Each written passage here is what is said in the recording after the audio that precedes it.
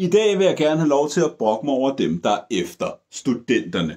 I kender dem godt, de her typer, der er lidt for elitært, lidt for selvhøjtideligt, stiller sig frem i kronikker, eller i bedste sendetid og i ramme alvor forsøger at vurdere en hel generation og dens potentiale ud fra det, der står på siden af studentervognene, som var de fucking egyptologer, der forsøgte at tyde en eller anden sammenhæng ud fra et skriftsprog, hvis rigtige mening de alligevel befinder sig 3000 år fra.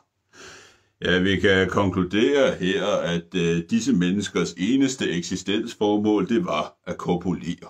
Det ses tydeligt her, hvor ristningen af en alkosodavand er lavet vinkelret på den, der forestiller en, der hedder Torbens bare røv. Der står, og jeg læser op: vi gik her i 3 år. Det eneste vi lærte var at sprede lov.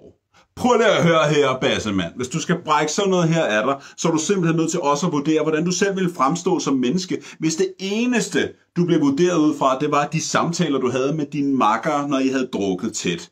Ja, det er sgu ikke så godt. Så står vi der, ikke? Og så kommer panserne, så smadrer vi også bare dem. Og så lykkes det os til sidst endelig at få hævet onkel Kenneth op af kisten igen og sendt i behandling for noget nekrofili.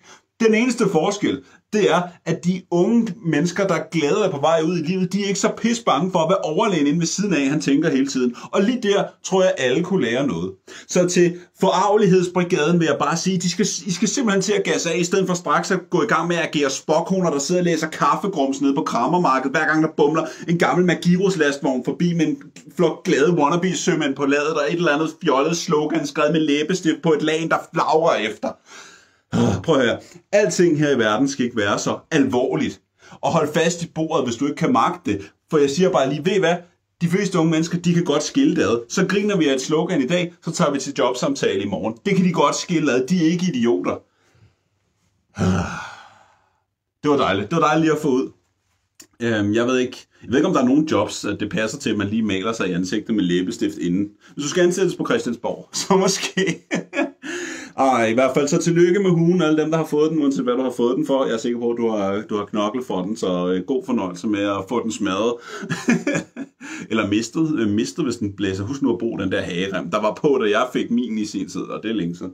Så de ikke blæser af, så vi skal sidde og kigge på alle de opslag fra bekymrede mødre, der muligvis har investeret og selv betalt for den, og så er den blevet blæst af en brænder. Det var et tidspunkt. I hvert fald, jeg overgår ikke de her mennesker. Altså, det kan man simpelthen ikke vurdere en generation på. I hvert fald så er det sommersolen skinner, og man ikke der er noget nyt at bokse over på mandag. Eller måske verden har rettet sig op undervejs og i mellemtiden. Det man har da lov at håbe. I hvert fald kan jeg have en god uge, og så brokker jeg mig videre på mandag. Tak fordi I kigger med.